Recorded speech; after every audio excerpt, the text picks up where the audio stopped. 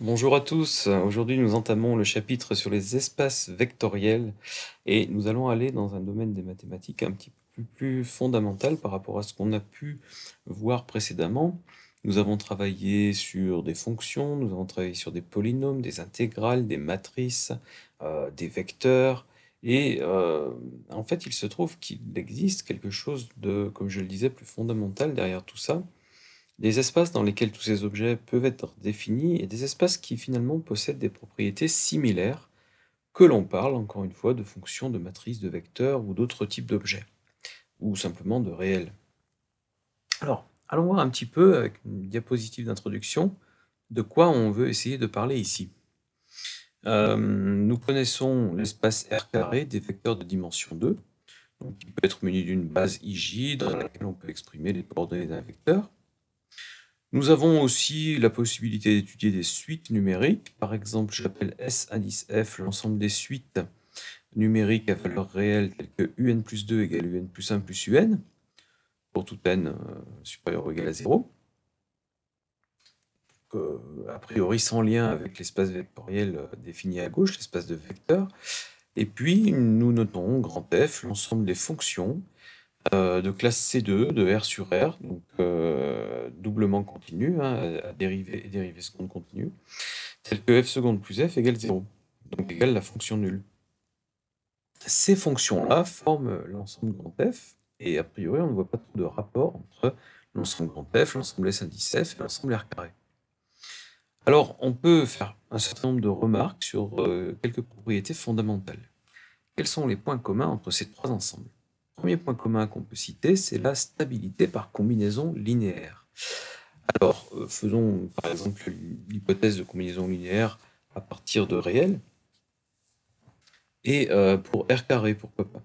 Donc, prenons par exemple deux vecteurs de R carré et calculons une combinaison linéaire de ces deux vecteurs. Donc, à partir de deux vecteurs U et V, je crée lambda U plus mu V. Lambda et mu étant eux-mêmes des réels. Mais il se trouve que lambda U plus mu V va donner non seulement un vecteur, mais qui en plus appartiendra aussi à R carré. Donc on a cette stabilité par combinaison linéaire, mais on l'a aussi dans l'ensemble SF pour des suites et dans l'ensemble grand F pour des fonctions. Si je prends deux suites qui appartiennent à SF, donc qui ont la particularité de la définition de SF, cette relation de récurrence, alors une combinaison linéaire de ces deux suites l'aura aussi. Je vous propose de le vérifier par vous-même, si vous voulez vérifier qu'effectivement lambda un plus 2 plus mu vn plus 2, donc lambda u plus mu v indice n plus 2, est égal à lambda u plus mu v indice n plus 1 plus lambda u plus mu v indice n. C'est assez rapide à vérifier. Et puis, on l'affirmera aussi ici, sans démonstration, mais si je prends deux fonctions qui sont solutions de cette équation différentielle, eh bien une combinaison linéaire quelconque de ces deux fonctions va être aussi solution de cette équation différentielle qui est caractéristique de grand F. Donc, on a affaire à des espaces d'objets, espaces de vecteurs, espaces de suite, espaces de fonctions, qui sont bien entendu séparés, mais qui possèdent cette propriété de stabilité. Deuxième propriété qu'ils partagent, la propriété d'existence d'un élément neutre de l'addition et la notion de l'opposé. Alors, si on imagine donc l'addition des vecteurs, l'addition vectorielle, on sait ce que c'est. On peut imaginer bien entendu que sur R carré, il existe un élément neutre de l'addition, qui est tout simplement le vecteur nul, et que pour chaque vecteur qui puisse être défini, comme ici le vecteur 2, 2, il existe un opposé. Donc un vecteur m puissance moins 1, tel que m puissance moins 1 plus m, égale le vecteur nul. Il suffirait de choisir le vecteur moins 2, moins 2. Chez grand S indice f, il suffirait de prendre une suite qui soit l'opposé de la première pour que un plus moins un soit égal à la suite nulle. Mais attention, la suite nulle fait également partie de S indice f, elle possède cette propriété-là, un plus 2 égale un plus 1 plus un, et l'opposé d'une suite U de SF est à nouveau dans SF. Là aussi, vous pourrez le vérifier facilement par vous-même. Cette propriété d'élément neutre existant dans l'ensemble et de l'opposé existant dans l'ensemble est également vérifiée dans l'ensemble grand F. L'élément neutre de l'addition chez ces fonctions-là est bien sûr la fonction nulle, qui est une des solutions de grand F. Et l'opposé de la fonction petit f appartenant à grand F est la fonction moins f. Et effectivement, moins f plus petit f donnera la fonction nulle, et moins f est également solution de la même équation différentielle si petit f est une solution de cette équation. Donc, la propriété d'existence de l'élément neutre dans l'ensemble qui nous intéresse et de l'existence de l'opposé d'un élément de l'ensemble à nouveau dans le même ensemble est une caractéristique commune aux trois exemples que j'ai cités au départ. Troisième propriété qui est commune, l'écriture de manière unique dans une base. Alors là, c'est moins évident à voir, évidemment, mais dans ce chapitre, nous allons aller progressivement vers la notion de base d'un espace vectoriel. Sur les vecteurs, ça se voit quand même assez facilement. Si j'ai une base IJ, donc je quadrille mon plan et j'oriente des axes, je me doute bien qu'un vecteur donné va avoir un couple de coordonnées unique dans mon espace.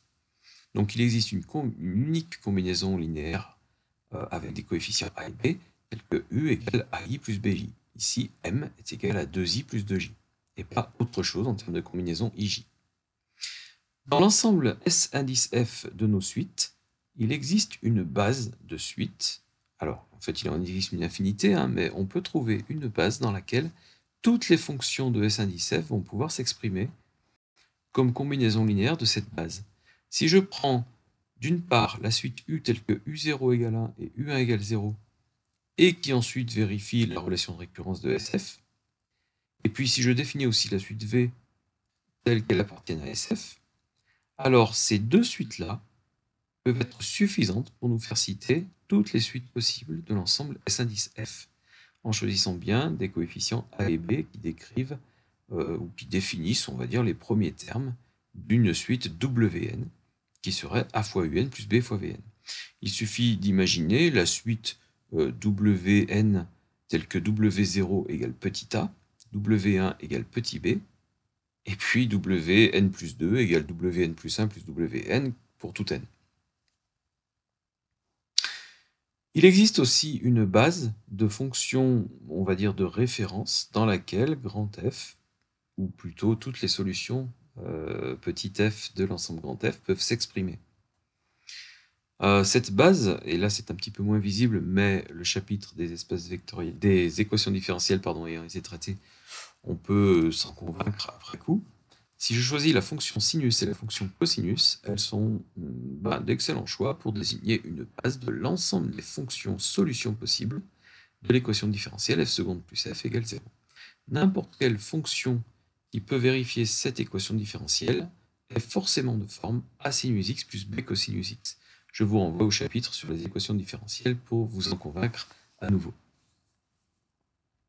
Donc, résumons, nous avons des espaces dans lesquels on travaille, un espace de vecteurs, un espace de suite, un espace de fonctions qui possèdent certaines particularités, qui ont l'air sans rapport les uns avec les autres, mais qui pourtant possèdent des propriétés communes, comme s'il existait une structure finalement qui est derrière tout ça, tout ce dont on est en train de parler, et y compris avec de multiples autres exemples, une structure commune dans laquelle on voudrait évoluer et dont il serait intéressant de connaître les propriétés et les définitions de base, on va dire.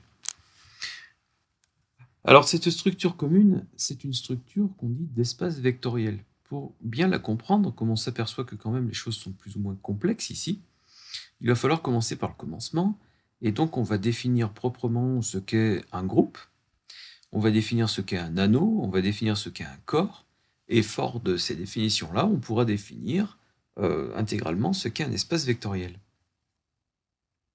Mais dès avant de commencer, je peux vous dire que non seulement les vecteurs que vous connaissez classiquement, traçables avec des flèches, etc., sont des vecteurs, mais que les suites de cet ensemble-là pourront être appelées vecteurs également, et que les fonctions de l'ensemble grand F pourront également être appelées vecteurs. Alors d'abord, qu'est-ce que c'est qu'un groupe? Donc on imagine qu'on a affaire à une collection d'objets dans laquelle certaines propriétés vont devoir être vérifiées pour qu'on puisse appeler cette collection-là un groupe. Alors, il s'agit d'un ensemble qui est associé à une opération. Donc j'appelle ça E pour l'ensemble et point pour l'opération. groupe E point. Donc il s'agit d'un ensemble d'objets E muni d'une loi de composition interne, LCI point. Qu'est-ce que ça veut dire interne? Eh bien, c'est cette fameuse stabilité. C'est-à-dire que si je prends deux objets dans mon ensemble et que je les associe ou que je les opère par l'opération point, le résultat sera à nouveau dans le même ensemble. Donc matérialisons cet ensemble E et la propriété de stabilité justement apparaît immédiatement. Pour tout xy de E croix E, x.y se doit d'appartenir à E. Donc prenons un élément x et un élément y de l'ensemble E, et puis matérialisons ici par des pointillés l'opération x.y, qui va donner un résultat qui se doit de rester dans E, x.y. Propriété de stabilité. Alors c'est vrai par exemple avec deux vecteurs, hein, on imagine encore les vecteurs dans le plan, vous prenez deux vecteurs de dimension 2, et vous prenez comme loi point l'addition. Eh bien, U plus V est un nouveau vecteur qui appartient au même espace que U et V. Donc ça semble évident comme ça. Mais ça n'est pas forcément évident si je vous dis point est maintenant le produit scalaire. U scalaire V n'est pas du tout un vecteur, c'est un réel, si je prends des coordonnées réelles, et donc U scalaire V n'appartiendrait plus à mon espace de départ. Donc un espace vectoriel R carré muni du produit scalaire n'est pas un groupe, par exemple. Voilà, le produit vectoriel non plus d'ailleurs en général. Hein. Si je prends deux vecteurs de dimension 2 et que j'associe leur produit vectoriel, eh bien le produit vectoriel est un vecteur qui n'est plus dans le même plan que les deux vecteurs de départ. Alors, autre propriété qui doit être respectée, c'est l'associativité. Avec les objets avec lesquels on travaille, en général, c'est vérifié. Mais ça n'est pas non plus une évidence. x.y, le tout, point z, doit être égal à x point, le tout, y.z. Alors, j'ai ici représenté x.y dans mon schéma. Je crée un troisième élément z, et x.y, le tout, point z, va se retrouver par ici. Alors, par la propriété de stabilité, c'est encore un élément de E, bien sûr. Mais maintenant, il faut que ça soit égal à x point, entre parenthèses, y.z. Mais y.z, c'est quelque chose qui est par ici. y.z. Et si j'effectue l'opération de y.z avec x, à gauche, il faut absolument que j'atterrisse au même endroit.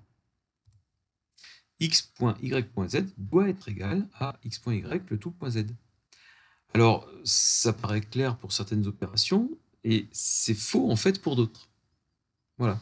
Mais évidemment, pour quelque chose comme un vecteur qui a des coordonnées réelles et une opération comme l'addition, on va avoir cette propriété.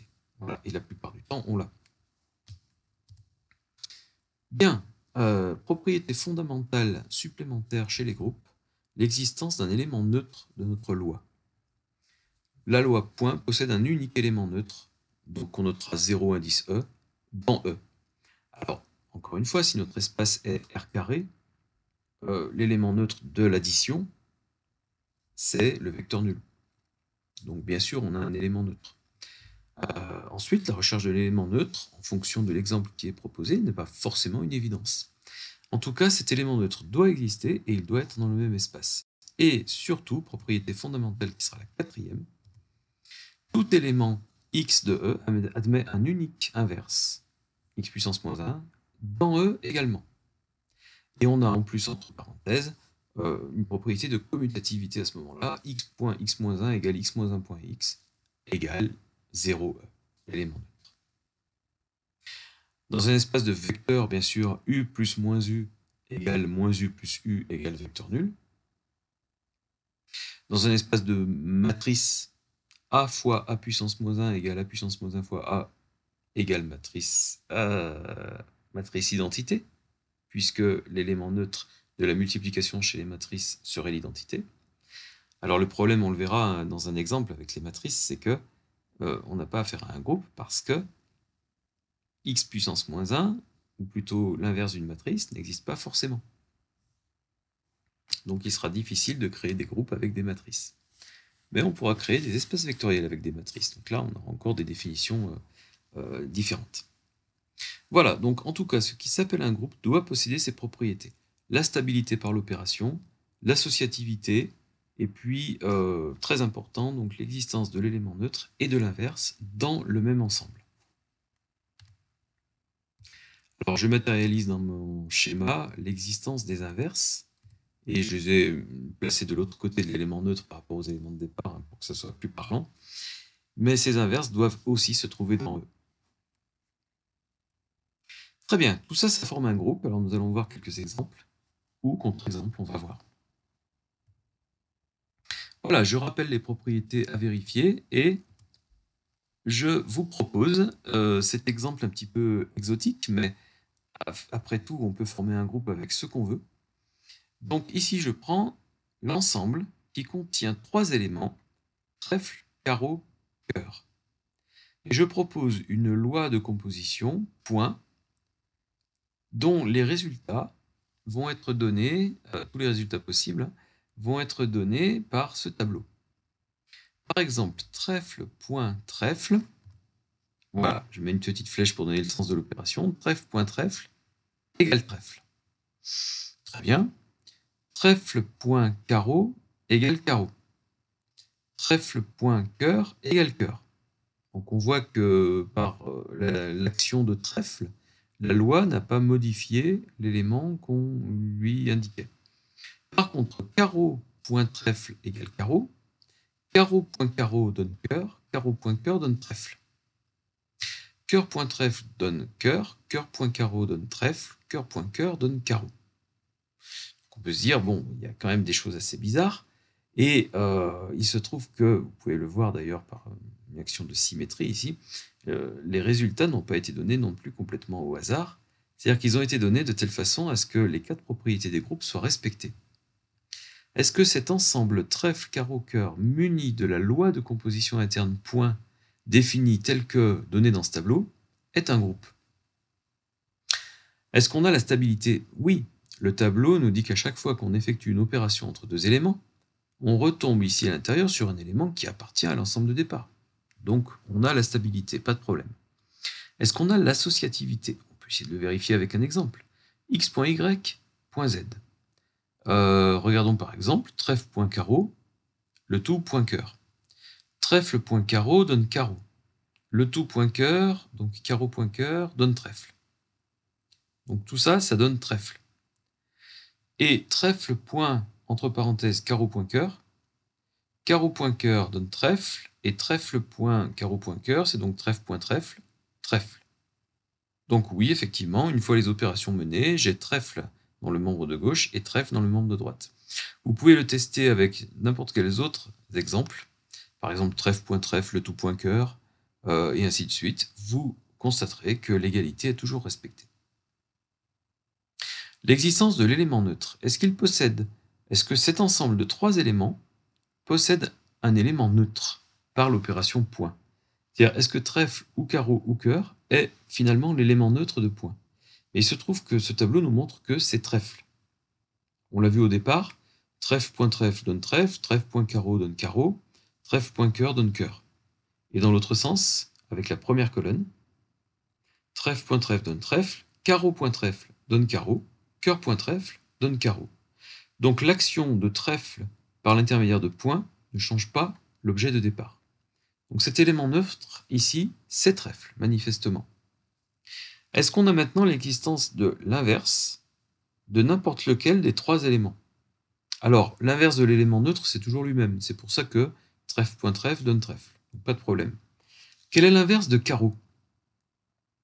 Qu'est-ce qui, multiplié entre guillemets par carreau, va donner l'élément neutre trèfle? Eh bien, c'est cœur. Carreau.cœur donne trèfle. Et est-ce que l'égalité est vraie dans l'autre sens? Est-ce que cœur.carreau donne trèfle? Cœur.carreau donne trèfle. Effectivement, c'est pour ça qu'on a cette symétrie ici, et les 2 trèfles qui apparaissent sur cette petite diagonale. Donc, effectivement, l'inverse de trèfle est lui-même, l'inverse de carreau est cœur, l'inverse de cœur est carreau. Donc, chaque élément de notre ensemble de départ possède un inverse, qui est lui-même dans l'ensemble de départ. Bref, ce qui est défini par ce tableau est un groupe. Donc je mets un petit V de validation. Regardons maintenant l'ensemble -1 associé à la multiplication classique. Je vais faire un petit tableau pour qu'on se représente bien la table de multiplication ou la table d'opération par cette loi. -1 fois -1 donne 1, -1 fois 1 donne -1, etc. Eh bien, si vous regardez les propriétés de ce tableau par rapport aux propriétés d'un groupe, vous allez constater que -1 fois est effectivement un groupe. Alors d'abord, quel serait l'élément neutre de la multiplication? Commençons par la propriété numéro 3. Eh bien, -1 fois 1 donne -1, alors que 1 fois -1 donne -1 et 1 fois 1 donne 1. Manifestement, 1 est l'élément neutre. On s'y attendait, 1 c'est effectivement l'élément neutre de la multiplication. Quel est l'inverse de 1? Il faudrait donc trouver quelque chose qui multiplié par 1 donne 1, c'est-à-dire l'élément neutre. Eh bien, c'est 1 lui-même. D'accord? 1 est son propre inverse. Quel est l'inverse de -1? Eh bien, c'est -1, puisque -1 fois -1 donne 1. D'accord? Donc, on est chez les nombres réels. OK, et effectivement, chez les nombres réels, l'inverse de -1 est -1. Bon, donc les propriétés 3 et 4 sont vérifiées. On vérifierait très rapidement la propriété d'associativité. De toute façon, l'associativité est vraie pour la multiplication chez les réels en général, et donc chez -1 en particulier. Quant à la stabilité, on la voit dans le tableau, tous les résultats produits par cette multiplication nous renvoient vers quelque chose qui était dans l'ensemble de départ, qui était -1. Donc oui, cet objet-là est un groupe. UG plus. Alors, UG, précisons, il s'agit de l'ensemble de toutes les suites géométriques à à valeur réelle, associées à l'addition.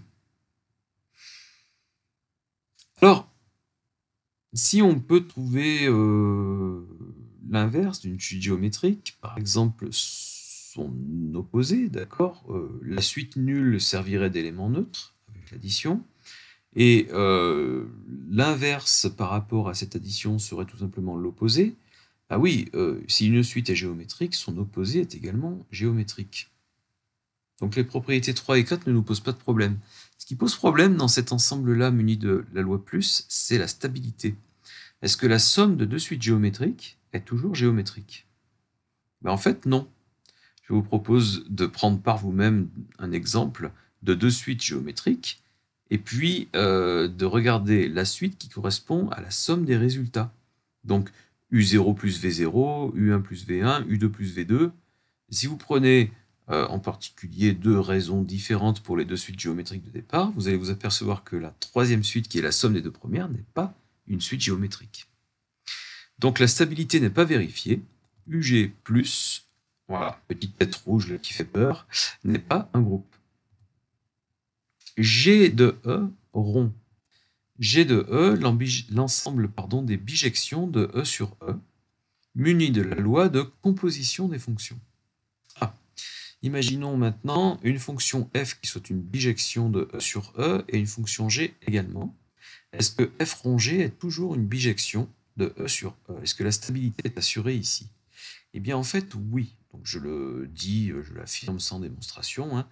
Là encore, je vous laisse imaginer par vous-même deux bijections de E sur E, par exemple deux fonctions strictement monotones de R sur R. Et puis si vous voulez faire simple, prenez deux fonctions affines, pourquoi pas. Vous allez vous apercevoir rapidement que la composition des deux est à nouveau une bijection de R sur R, par exemple. Alors, cette stabilité, elle est assurée. Est-ce qu'on a l'associativité? Est-ce que f rond g, le tout rond h, est égal à f rond g rond h? Encore une fois, vous pourrez vérifier que oui. Est-ce que nous avons un élément neutre dans cet ensemble-là? Eh bien, oui, il s'agit de la fonction identité, c'est-à-dire f de x égale x, si vous préférez. Cette fonction-là est un élément neutre par la loi ou de la loi rond. L'identité rond f est égale à la fonction f. Là encore, je vous propose d'aller voir dans la littérature ou de chercher par vous-même pourquoi cet élément-là, la fonction identité, est l'élément neutre de la composition. Et puis, bien entendu, si une fonction est une bijection de E sur E, eh bien, il existe sa fonction réciproque, qui va nous servir d'inverse ici, par la composition.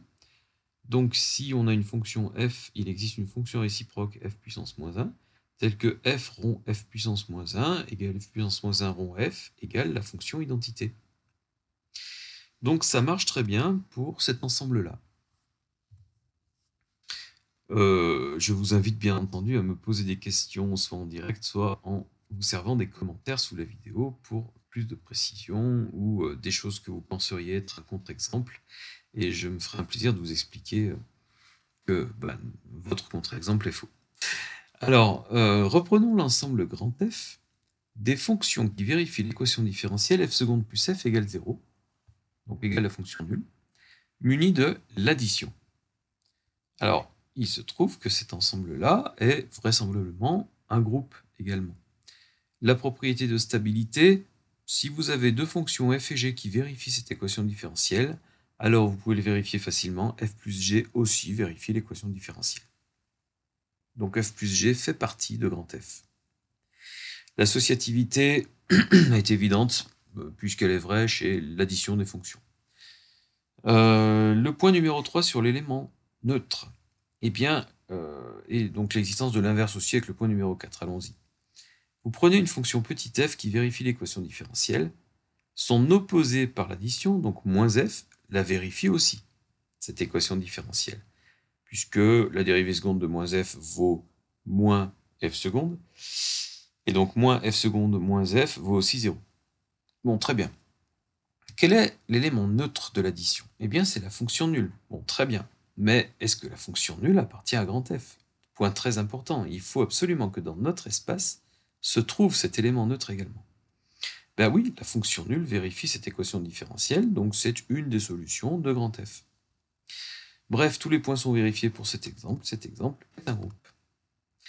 Prenons l'ensemble maintenant M2 de R, muni de la loi de multiplication. Donc je prends les matrices carrées d'ordre 2, donc les matrices carrées de lignes de colonnes, à coefficient réel, munies de la multiplication. Alors, la propriété de stabilité ne pose aucun problème. Une matrice A fois une matrice B va donner une matrice C qui est toujours dans le même espace, donc matrice carrée de dimension 2. Aucun problème avec ça. Ce qui va poser problème, c'est l'inverse. C'est-à-dire que toute matrice ne possède pas d'inverse. D'accord? Donc là, on a un souci pour les matrices non inversibles, donc à déterminant nul.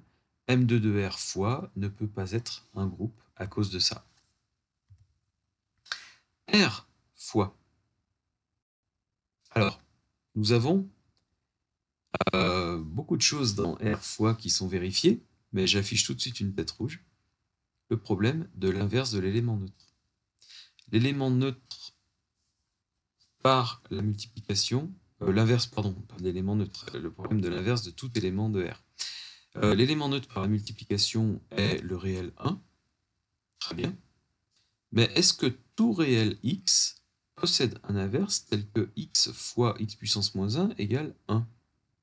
Mais en fait, non. Le problème, c'est que 0 est le réel qui ne possède pas d'inverse. Et donc, juste à cause de lui, nous n'avons pas le fait que R fois soit un groupe.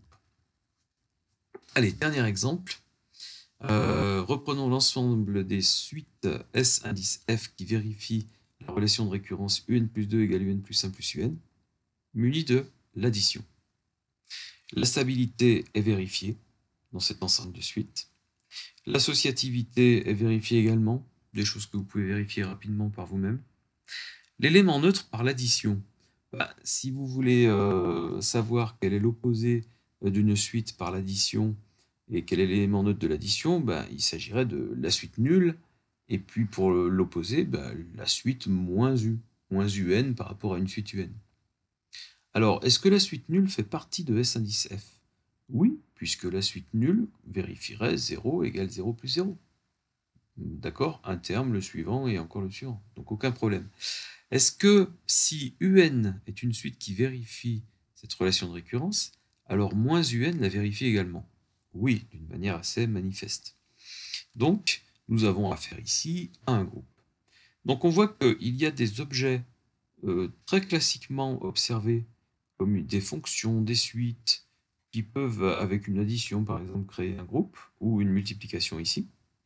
Il y a des objets plus exotiques comme trèfle, carreau, cœur, avec une loi point qui est définie uniquement par ce tableau, qui peuvent former un groupe. Et puis des objets tout aussi familiers comme des réels ou des matrices, mais qui, avec la mauvaise loi, font qu'on ne va pas obtenir un groupe. D'accord? Ou ici des suites avec une addition. Donc voilà, des cas simples conduisent à des groupes, des cas tout aussi simples conduisent à des non-groupes, on va dire. Bon, très bien. Alors, nous nous souviendrons évidemment pour la suite des définitions du groupe. En fait, les définitions qu'on va donner par la suite dans ce chapitre vont être étroitement associées à celles-ci. Mais allons voir un petit peu ce qu'on peut dire de plus. D'abord, la notion de sous-groupe. Alors, définissons ça clairement. H point est un sous-groupe de E point si d'une part H est inclus dans E et H point est un groupe.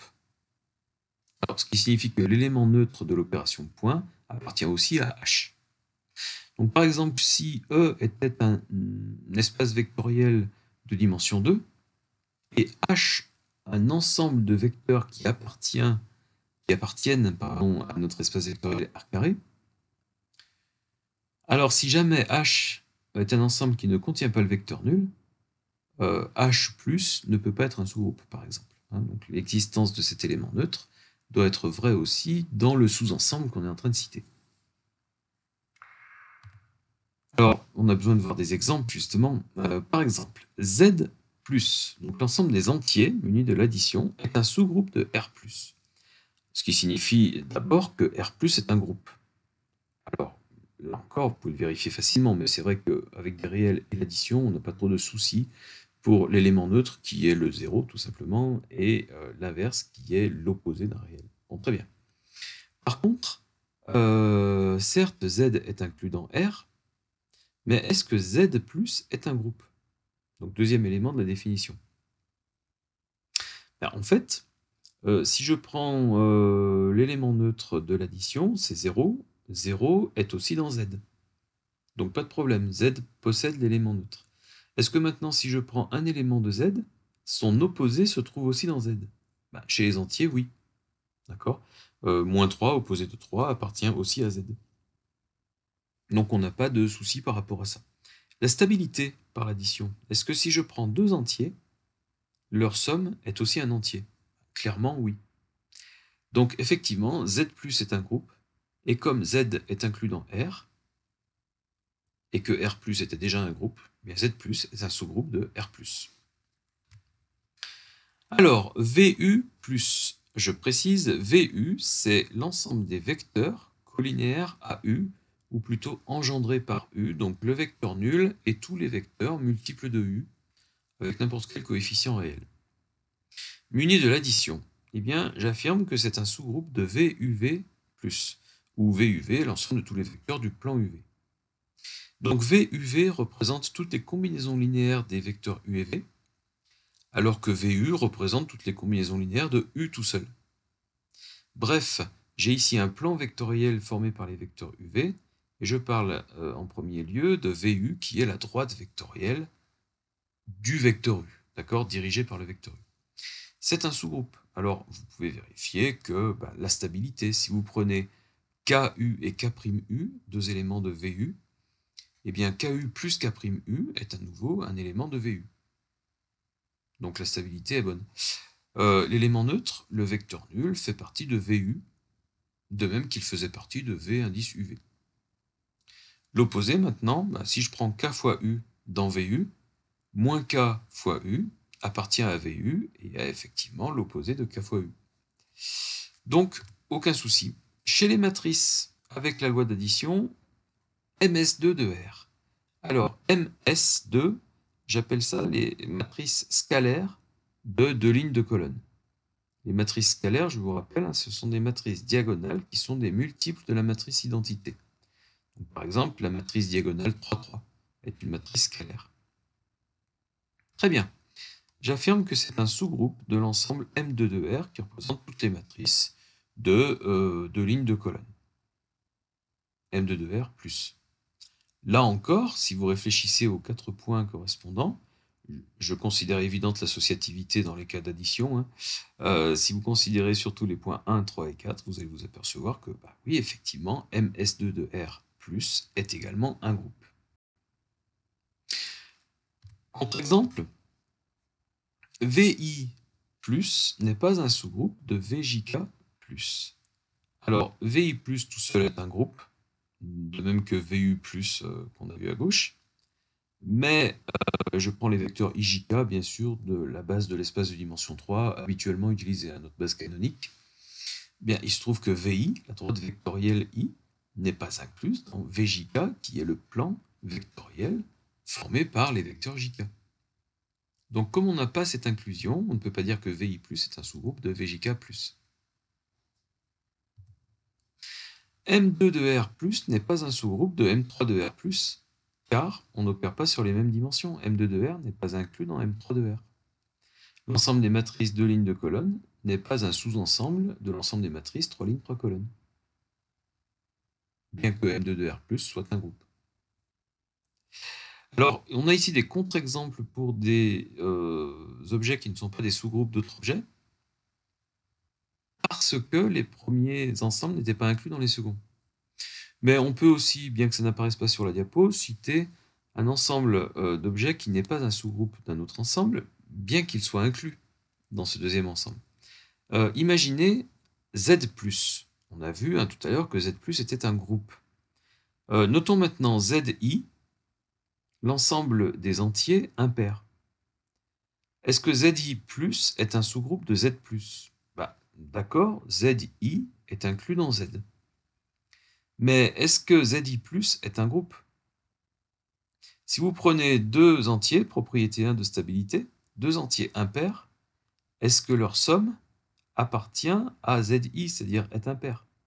Non. D'accord?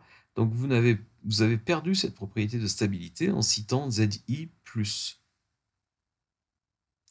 Donc, ZI+, n'est pas un sous-groupe de Z+, parce que certes, ZI est inclus dans Z, certes, Z+, est un groupe, mais ZI+, ne possède pas la propriété de stabilité. ZI+, n'est pas un groupe. Très bien, sortons un tout petit peu des groupes et allons, on va dire, un petit peu plus loin. On va étoffer un petit peu les définitions pour parler d'anneaux. On va introduire cette fois-ci une deuxième loi, de même que dans l'ensemble des réels, vous avez l'addition, mais vous avez aussi la multiplication.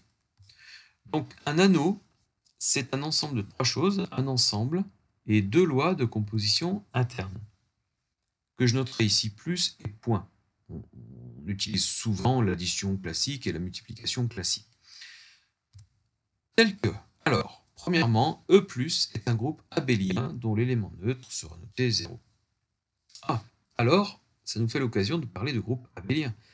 Qu'est-ce que c'est qu'un groupe abélien? Eh bien, c'est un groupe commutatif. On a vu que la définition du groupe ne faisait pas mention de la commutativité. On nous parlait d'associativité de la loi, mais pas de la commutativité. Dans un groupe, x plus y n'est pas obligé d'être égal à y plus x. Et pourtant, les 4 propriétés du groupe peuvent être vérifiées. Donc il y a des groupes commutatifs, dits abéliens, et puis des groupes non commutatifs, dits non abéliens.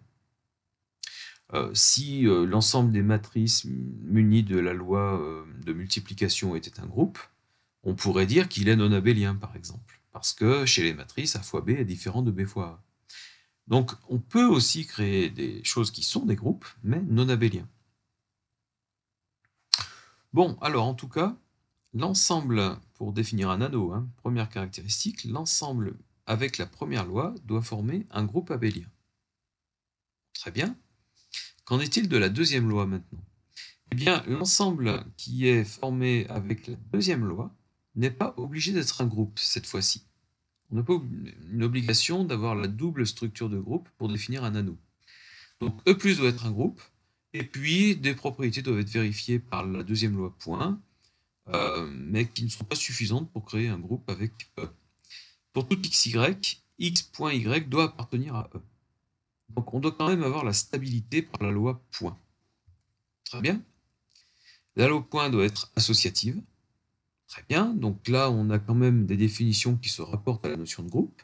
Mais ce qu'on va voir en finissant la définition de l'anneau, c'est que cette notion d'inverse qui est indispensable au groupe ne va pas être requise sur la deuxième loi point ici. Tout ce qu'on veut, c'est avoir une relation entre les deux lois, c'est la distributivité de points par rapport à plus. Donc la possibilité de développer et de factoriser. x.y plus z doit être égal par exemple à x.y plus x.z. Voilà, c'est tout. Mais on laisse tranquille entre guillemets la loi point en ce qui concerne l'existence d'un élément neutre et la possibilité de trouver l'inverse d'un élément de E par cette loi point. Donc un anneau, c'est ça. Alors par exemple, Z plus fois, Q plus fois, R plus fois, C plus fois sont des anneaux commutatifs et unitaires. Alors unitaire signifie également que la deuxième loi possède un élément neutre. Donc Z plus fois, bah oui, Z plus est un groupe, on l'a vu tout à l'heure.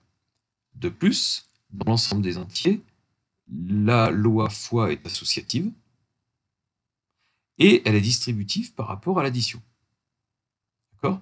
Donc A fois B plus C est égal à AB plus AC. Évidemment, c'est quelque chose qui est assez immédiat. Est-ce qu'on a la stabilité par la deuxième loi? Est-ce que A fois B, si A et B sont des entiers, est à nouveau un entier? Oui, bien sûr. Donc Z plus fois est un anneau. Ça se reproduira chez Q plus fois, R plus fois et C plus fois. D'accord? Cette propriété de stabilité est vraie aussi. Très bien, donc nous avons des anneaux commutatifs et unitaires. Alors, pourquoi est-ce qu'on parle d'anneaux commutatifs au fait? Chez les anneaux, E plus doit être déjà un groupe abélien, donc commutatif. Quand on dit qu'un anneau est commutatif, c'est parce que la deuxième loi est également commutative, ce qui n'était pas requis dans la définition d'un anneau. Donc dans un anneau, la deuxième loi n'est pas obligatoirement commutative. Si on dit qu'on a affaire à un anneau commutatif, c'est que finalement les deux lois sont commutatives. R de x plus fois est un anneau commutatif et unitaire, R de x étant l'ensemble des polynômes à variables réelles. Oui, effectivement, la stabilité par les deux lois, si vous additionnez deux polynômes, vous retombez sur un polynôme. Si vous multipliez deux polynômes entre eux, vous retombez sur un polynôme. R de x plus est un groupe abélien. Vous pourrez le vérifier en revenant sur la définition des groupes. Et puis, vous avez, chez les polynômes comme chez les réels, la notion de distributivité de la multiplication par rapport à l'addition, par exemple. Donc, P de x fois Q de x plus R de x est égal à P de x fois Q de x plus P de x fois R de x, par exemple. Mn de R plus fois est un anneau unitaire non commutatif. Alors c'est là que justement on peut quand même parler des matrices. Avec l'addition, l'ensemble des matrices carrées de n lignes et n colonnes est un groupe. Donc Mn de R plus est un groupe. Et si on ajoute la multiplication matricielle, on s'aperçoit qu'on a l'associativité, qu'on a la distributivité par rapport à l'addition, mais que la notion d'inverse est un problème, mais par rapport à la deuxième loi présente dans un anneau, on n'a pas d'exigence sur les inverses, donc chez les matrices, ça ne pose pas de problème. Et de plus, on a la non-commutativité du produit matriciel, donc anneau unitaire non commutatif. Alors unitaire parce qu'on a un élément neutre de la multiplication chez les matrices, qui est la matrice identité, bien sûr. Définissons maintenant un corps. Alors c'est dans un corps qu'on va revenir sur l'exigence de la notion d'inverse chez la deuxième loi. Donc un corps va plus loin, entre guillemets, qu'un anneau dans sa définition. E plus point est dit corps si E plus est un groupe, si on a en plus des propriétés d'anneau unitaire. D'accord? Donc il faut déjà que E plus point soit un anneau unitaire. On n'a pas encore besoin de la commutativité pour définir un corps. Et puis, E étoile, qui est E sans l'élément neutre de la première loi d'addition, muni de la deuxième loi, E étoile point, doit être un groupe. Donc ça veut dire que par rapport aux propriétés précédentes de l'anneau unitaire, on va rajouter l'existence de l'inverse de n'importe quel objet par la deuxième loi, mis à part l'élément nul, si vous voulez, donc l'élément neutre de la première loi, présent dans l'espace de départ. Alors c'était ce qui nous avait empêché de dire que R fois était un groupe, par exemple.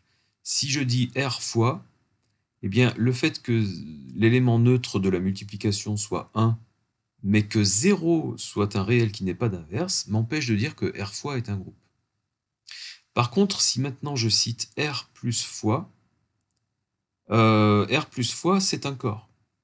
R plus est bien entendu un groupe, et R étoile fois est un groupe, parce que je m'affranchis du réel 0, et j'affirme que tout autre réel que 0 possède un inverse par la deuxième loi, qui est celle de multiplication. Donc, de même, Q plus fois, R plus fois, C plus fois sont des corps commutatifs. Donc là encore, j'affirme la commutativité de la deuxième loi, la première étant acquise dans la définition de l'anneau, commutativité de la première loi. Donc ce sont des corps commutatifs. Si, par exemple, la stabilité, si vous multipliez deux rationnels entre eux, vous obtenez à nouveau un nombre rationnel. Si vous prenez un nombre rationnel non nul, alors il possède un inverse par la deuxième loi, qui est la multiplication ici, toujours dans Q, dans l'ensemble des rationnels. L'inverse de A sur B, c'est B sur A. Donc vous pouvez bien chercher tout ce que vous pouvez chercher à partir des multiples définitions et des multiples propriétés que doit posséder un corps. Vous constaterez que Q plus fois est effectivement un corps. Bon, et qu'en plus il est commutatif parce que A sur B fois C sur D est égal à C sur D fois A sur B. On a la commutativité de la multiplication. R plus fois est un corps commutatif, C plus fois est un corps commutatif. Très bien, f de R plus fois est un corps. F de R est l'ensemble des fonctions d'une variable réelle. Donc je prends l'ensemble de toutes les fonctions possibles dont la variable est un réel. Eh bien, f de R plus est un groupe, qui plus est commutatif, et la loi fois possède la propriété d'associativité, de distributivité sur l'addition, et en plus, f de R étoile, donc si je retire la fonction nulle, muni de fois, est également est un groupe. D'accord? Donc propriété de stabilité, propriété d'existence d'un inverse. D'accord? Si une fonction est hors la fonction nulle, elle possède une inverse au sens de la multiplication. Donc si f existe, 1 sur f existe aussi, pourvu que f ne soit pas la fonction nulle. Z plus fois, non. Alors Z plus est un groupe, Z plus fois est un anneau, unitaire et commutatif, aucun problème. Le problème, c'est que Z étoile fois n'est pas un groupe. Problème d'existence dans Z de l'inverse d'un entier. D'accord? Un nombre entier, par exemple 3, non nul, ne possède pas d'inverse au regard de la loi de multiplication. L'inverse de 3, c'est 1 tiers. Alors dans R, ça ne pose pas de problème, mais 1 tiers n'appartient plus à Z. Donc Z étoile fois n'est pas un groupe. Problème de stabilité. Problème identique ici chez les matrices. MNPR plus fois, on a pu voir, en tout cas chez les matrices carrées, qu'on avait affaire à un anneau unitaire non commutatif, mais MNP de R plus fois n'est pas un corps, parce que MNP de R avec une étoile, donc en retirant la matrice nulle, munie de fois, n'est pas un groupe. Problème de l'existence elle-même de l'inverse d'une matrice. Alors avec Z, l'inverse d'un entier non nul existe, mais n'est pas dans Z. Avec MNP, l'inverse d'une matrice n'existe même pas forcément. Alors si cet inverse existe, on est dans une matrice, qui n'a pas forcément les mêmes dimensions d'ailleurs qu'au départ, mais en plus l'inverse n'existe pas forcément. Alors au niveau du premier TD, on s'arrêtera là. mais je profite de cette fin de vidéo pour aboutir à la définition d'un espace vectoriel qui est étroitement lié à tout ce qu'on vient de voir. Donc on en vient maintenant au cœur des espaces et de leurs lois parmi lesquelles on va travailler. Et il y a une différence fondamentale entre un corps et un espace vectoriel. Dans un espace vectoriel, on définit un ensemble d'objets, une première loi qui est une loi de composition interne, loi avec laquelle d'ailleurs l'ensemble doit former un groupe, mais une deuxième loi qui est une loi de composition externe, et non plus interne cette fois-ci. Donc je définis ce qu'on appelle un K-espace vectoriel, V plus fois, par le fait qu'on ait un groupe abélien V+, d'éléments neutres qui sera noté 0V. Donc la définition ressemble beaucoup au début de la définition d'un anneau. Mais ensuite, on dit sur lequel agit un corps K par le biais d'une loi de composition externe fois. Alors c'est-à-dire que cette loi de multiplication, il ne faut pas confondre les multiplications en fait, ou même les additions d'ailleurs, n'est plus une multiplication de deux éléments de V entre eux. C'est une multiplication d'un élément d'un corps K extérieur à un élément de V, donc une loi de composition externe. Loi, bien sûr, qui, une fois appliquée, doit nous donner un résultat qui se retrouve dans V, donc ça c'est autre chose. Par exemple, vous connaissez un espace vectoriel des vecteurs colinéaires à U, donc imaginons dans le plan, hein, par exemple. Vous savez qu'on peut multiplier U par le réel 3. Donc j'ai un ensemble de vecteurs, V, et j'ai un corps qui va être ici grand R, corps des réels, qui va, par le biais d'une multiplication, pouvoir agir sur les vecteurs. 3 fois le vecteur U ou le vecteur V. Le résultat lui-même étant à nouveau dans l'ensemble de départ, c'est-à-dire notre espace vectoriel de départ. Alors, on est obligé évidemment de créer une définition très très généraliste sans mentionner forcément des vecteurs traçables avec une flèche dans un espace visualisable. On peut, vous l'avez vu tout à l'heure avec mon exemple avec le pic, le carreau et le cœur, ou le trèfle, le carreau et le cœur, on peut définir des choses parfaitement exotiques qui collent tout à fait à ce genre de définition. Donc n'allez pas vous imaginer qu'un espace vectoriel décrit forcément des vecteurs tels que vous les connaissez depuis toujours. Donc on doit simplement vérifier que certaines propriétés sur des opérations et les objets sont respectées. Voilà, donc on a un corps qui agit sur un groupe abélien par l'intermédiaire d'une loi qu'on notera en général fois. Mais attention, puisqu'on a affaire à des éléments qui appartiennent à un corps, ce corps est lui-même quelque chose qui est muni de lois, et de deux lois internes cette fois-ci, qu'on notera également plus et fois. Et là, il ne faut pas confondre le plus et le fois présent dans le corps avec le plus et le fois qui font appel à V et à la relation entre V et le corps. Par exemple, si je dis vecteur U plus vecteur V, j'utilise un signe plus qui est l'addition vectorielle. Mais je pourrais, dans la ligne d'en dessous, écrire 2 plus 3, en agissant cette fois-ci dans le corps des réels. Les deux additions ne sont pas du tout identiques. Pourtant, je les écris plus toutes les deux. Pour la multiplication, c'est pareil. Je peux écrire 2 fois 3 chez les réels, ou alors 2 fois U, en multipliant un réel 2 à un vecteur U. Et donc j'utilise le signe fois pour deux opérations fondamentalement différentes.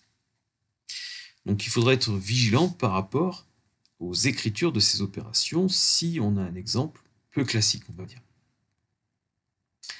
Alors, en particulier, sur l'action de ce corps sur le groupe abélien, qu'est-ce qu'on doit avoir sur cette loi de multiplication? D'abord, l'existence d'un élément neutre et d'un inverse.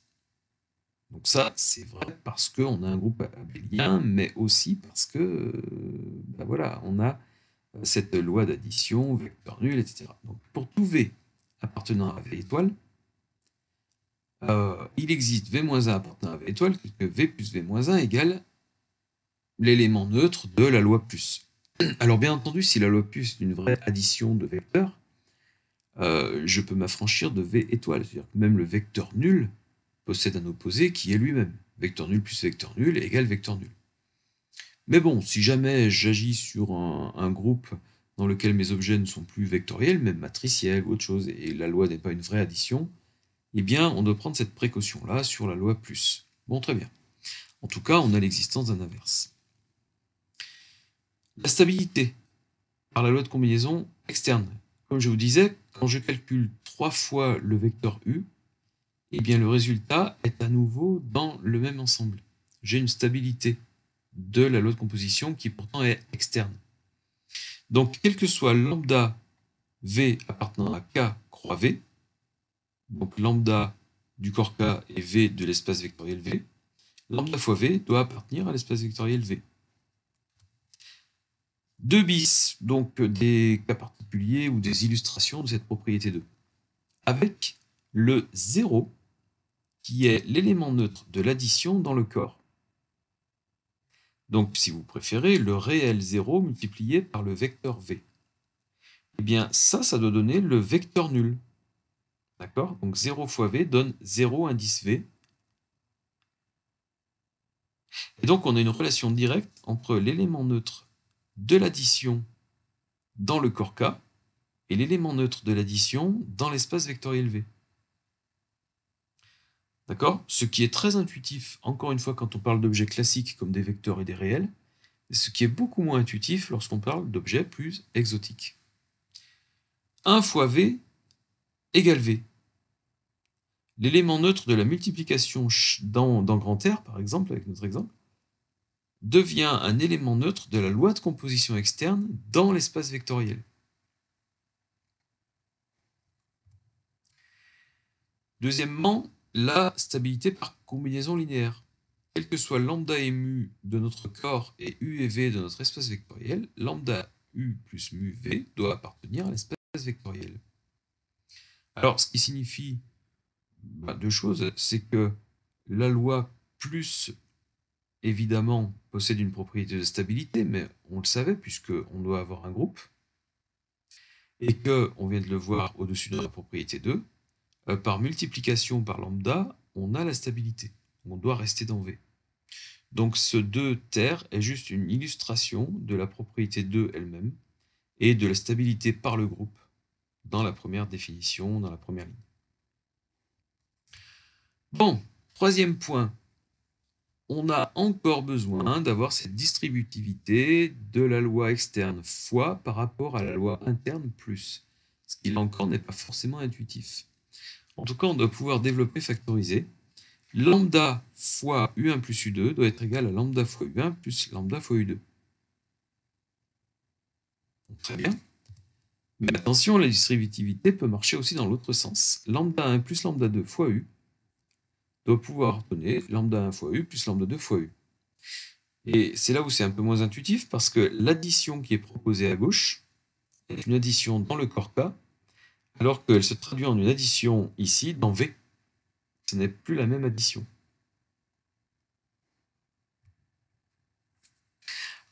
Alors, quelques exemples. R puissance n, ensemble des vecteurs de dimension n, avec plus et fois, et le corps étant l'ensemble des réels, eh bien, on a ici un espace vectoriel. C'est-à-dire que R puissance n muni de l'addition et de la multiplication classique est un R espace vectoriel. Donc, je vous rappelle que la dénomination principale, celle qui est encadrée en haut, est K espace vectoriel. Si le corps est R, on dira R espace vectoriel, et on pourra résumer en REV, rêve. L'ensemble des matrices de 2 lignes et 3 colonnes à coefficient réel, munies de l'addition matricielle et de la multiplication externe par un réel, est un espace vectoriel. Là encore, je vous invite à vérifier l'ensemble des propriétés. Ça sera, comme toujours, un très bon entraînement pour vous, de vérifier point par point les propriétés, ça vous les fera mieux retenir. V, qui est l'ensemble de toutes les fonctions de R dans R telles que f de moins 1 égale 0, donc les fonctions qui possèdent cette particularité, munies de l'addition et de la multiplication classique, donc addition de deux fonctions et multiplication d'une fonction par un réel, je me base encore sur le cœur des réels, tout ça, c'est un espace vectoriel. Par exemple, la stabilité interne par l'addition, si je prends deux fonctions f et g qui possèdent cette particularité, f de moins 1 égale 0, alors f plus g la possède aussi. Si maintenant je multiplie par un réel, par exemple 3, si petit f est une fonction telle que f de moins 1 égale 0, eh bien 3 fois petit f possédera aussi cette propriété. Donc on a cette double stabilité, et vous pourrez vérifier qu'on a la possibilité d'avoir une distributivité de fois par rapport à plus, et ainsi de suite. Le tout est que vous ne pensiez pas, ça c'est l'erreur classique, que la deuxième loi fois est une loi interne à V, ce qui est absolument faux. C'est une loi d'action d'un corps, ici grand R, sur un élément de notre ensemble de départ. Cette multiplication-là. Voilà, je vous remercie d'avoir eu le courage de suivre cette vidéo jusqu'au bout. Je vous retrouve pour une prochaine vidéo sur des corrigés de quelques exercices ayant trait à tout ça. Alors, bien sûr, en particulier sur les corps, les anneaux et surtout les groupes. Voilà. Et puis, on aura une deuxième vidéo d'exercice sur les espaces vectoriels eux-mêmes. Voilà, je vous dis à très bientôt pour une prochaine vidéo.